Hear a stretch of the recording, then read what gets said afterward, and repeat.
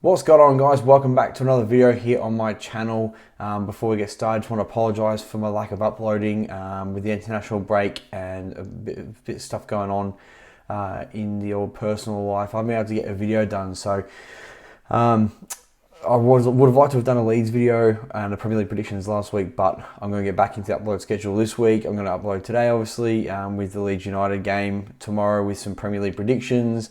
Thursday might be a bit difficult, but I might have to make the Premier League predictions and reactions maybe one video, or do Premier League reactions tomorrow, and then maybe Friday can be the Premier League predictions. Saturday I'll release the Leeds United prediction video. But football's back, football training's back, so I'm doing that on Tuesday and a Thursday, so it's a bit difficult for me to come home straight away and do a video. I pretty much go straight from work to training, so it can be a bit of a long day.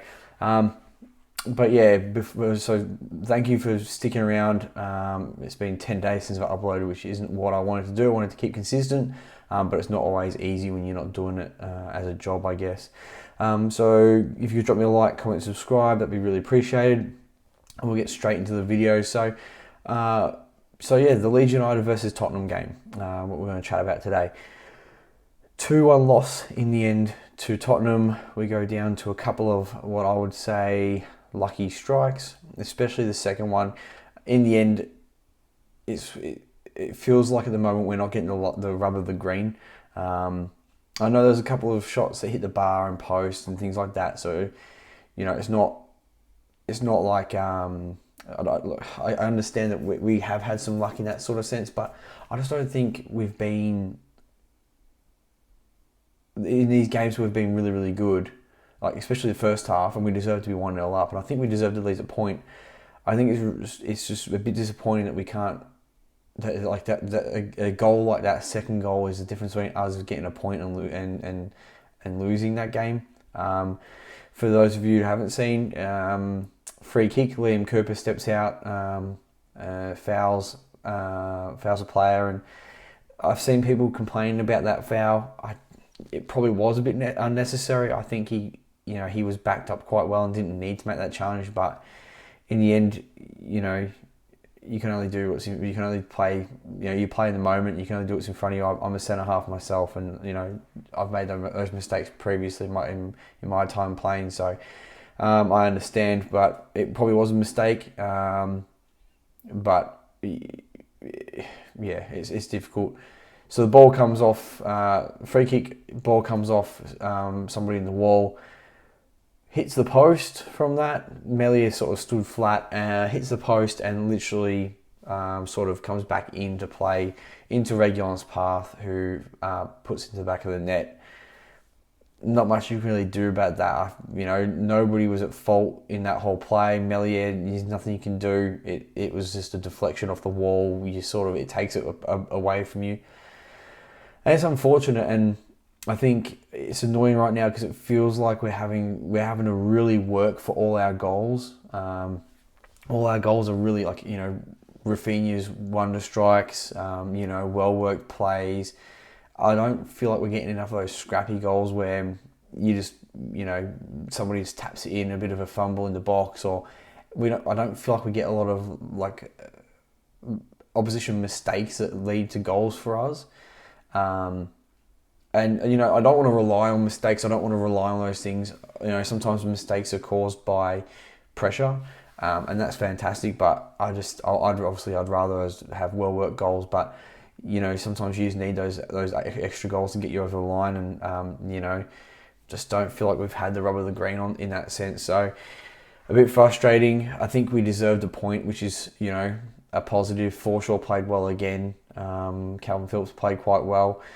Interesting the comments that Phillips made after the game about Bielsa and why he was playing at centre half, and I don't think he was explained. It wasn't explained to him properly, or I don't think he believes it was explained to him as to why he was playing at centre half. He just sort of was told. And in the end, me personally, I would never question Bielsa. Number one, because he's obviously coached at a higher level than I could ever imagine playing at. But as a tactician, he does his research, so I wouldn't question why You would know there's some sort of method to the madness, but I don't know if this is a bit of Calvin Phillips' frustration. I don't know if this is a bit of him getting too big for his boots a little bit, but at the same time, it's Calvin Phillips and he can do what he wants. In my mind, he is that good. I don't know if this is him going away with England and sort of thinking he's a bit bigger than what he is. I don't know if it's frustration because we're not picking up enough points, and maybe that's his way of saying, hey, look, this isn't right. Play me at defensive midfield. That's where I'm supposed to be. Where does this leave us for January? Because Forshaw's come back and done a good job, but we still need a new. I still believe we need a backup midfielder. I saw on the One Leeds fan channel a guy called Gagey, or KG, sorry, KG, it might be KG. My mistake. If you do watch this, I doubt it, but if you do watch this, my mistake. He did mention that what Premier League club has one left back, and he's right. I don't know if this is a case of Bielsa's just said, I don't need any more players. I don't know if this is a case of Bielsa saying not getting what he wants. I don't know if it's a case of the board saying there's not enough money. I don't know if it's a case of the board thinking that we've got enough. I don't know. I don't know if it's the last one. I think that would be silly. The board just assuming, the board making player decisions. I don't think that's true. The one thing they always said is, what if we would only buy players if they are better than what we already have. And KG brought up a really good point of, I can't remember if it's KG or Gage, I'm really sorry. He brought up a really good point of, what if we're overestimating the players we already have? Bielsa's already talked about Forshaw being the best player at the club, and it's hard to wipe that from memory. I have been a coach myself. I've coached AFL, a bit different, but you get a perception of a player, and it's hard to shake that perception as a coach.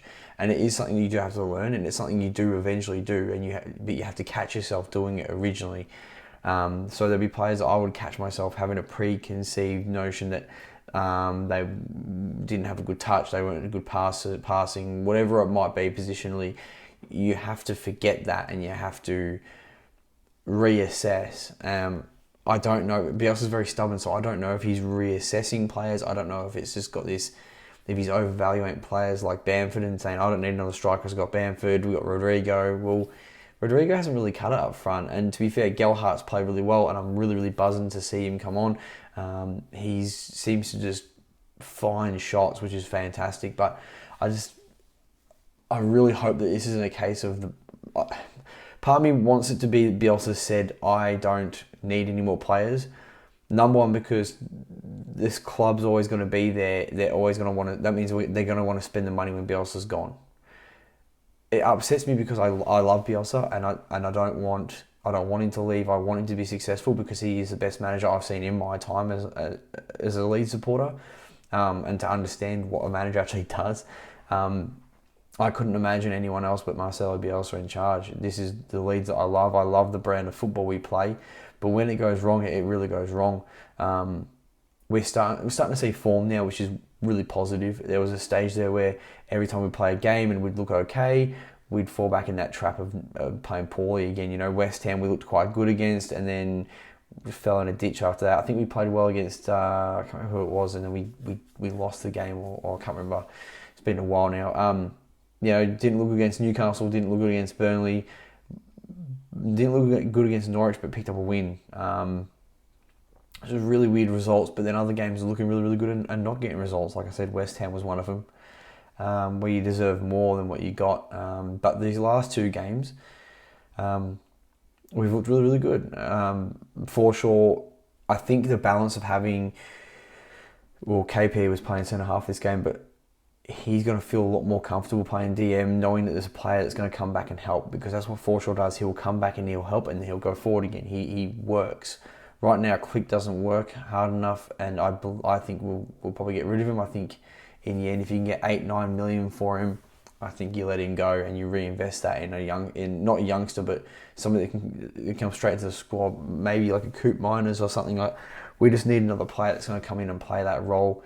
Forshaw's got to stick around because I think he's that workhorse, and so is Stuart Dallas. We probably do need someone who's a bit more attacking, but even those two showed that they can go forward and have a strike and look quite good, but probably not attacking enough.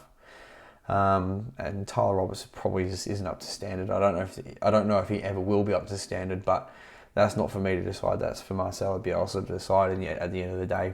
But yeah, look, overall 2-1 win, 2-1 loss. Sorry, disappointed. It wasn't a draw. I think we deserved a point out of that. Tottenham fans I spoke to said we deserved a point, but what can you do? That's football sometimes, and you got to take the positives, which we played good. We played really, really well. Second half wasn't anywhere near as good, but at the same time, first half was great. So I don't know if there's maybe a lack of fitness in the first couple of games. I did say that we looked sluggish, we looked unfit compared to other years. Other years we come storming out the gate, and then we tail off a bit more towards the end of the season. But this whole Bielsa burnout thing's starting to creep in again, and I don't believe it. I don't think it's true. The people saying it aren't Leeds supporters, and I wish they would get Leeds supporters on when the true Geordie's talking about it, and when these other people are talking about the Bielsa burnout and all this sort of crap, and Rory Jennings talking about Bielsa burnout. You don't know. You haven't been around the club. You didn't follow Leeds until we almost got promoted to the Premier League, when you took interest after COVID hit and we went on that run, and it was all Leeds are back. Bielsa burnout in the first season, there was burnout. I don't know if it was burnout or just a lapse of concentration. The second season, there was no burnout. We flattened the season. We came back from the COVID lockdown, and the first game we played, we lost. It wasn't like we come back and just barnstormed it again. We actually took a game or two to get back into it. Then we continued. So I don't think there is any burnout. Last year, the narrative was burnout and poor defensively. Well, at first we were poor defensively because we were getting used to the league. After that, no problem. We were keeping clean sheets. We went on a massive run. We were beating teams that were in and around us and better. We beat Man City 2-1. Like, it wasn't like we're conceding goals left, right and centre. So that whole narrative of us being just gung-ho and not defending well, that's poor as well. This year, we probably haven't defended very well, but the whole thing hasn't been good. So we just need to stay positive as supporters. We need to stay motivated. I'm seeing people now saying that we're going to get relegated. Other opposition fans, how about you concentrate on your own clubs? Don't worry about what Leeds are doing. We're 17th, but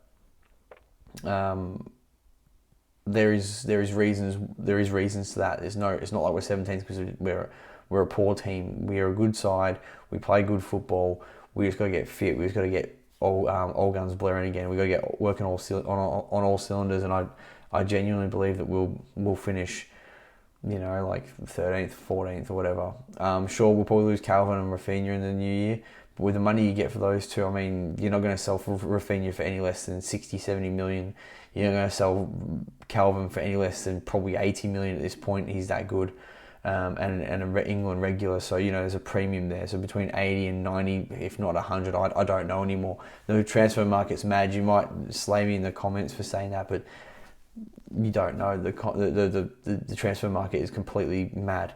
But the money you get from them, it's plus if we stay in the Premier League, we'll easily be able to bring somebody else in. But yeah, so. Like I said, stick with them, stick with the team, support. Don't get on each other's nerves. Don't abuse each other. Let's stick together as fans and make sure that we really stay in this league and can look forward to another Premier League season and get over that second season syndrome that everyone says we're going through. So again, thank you for the video. Again, apologies I couldn't get more videos out, but drop me a like, comment, subscribe. Let's get it rolling again. Let's get me motivated again for this week and. Luckily, the international break's gone for quite some time, so plenty of content coming up. So yeah, peace.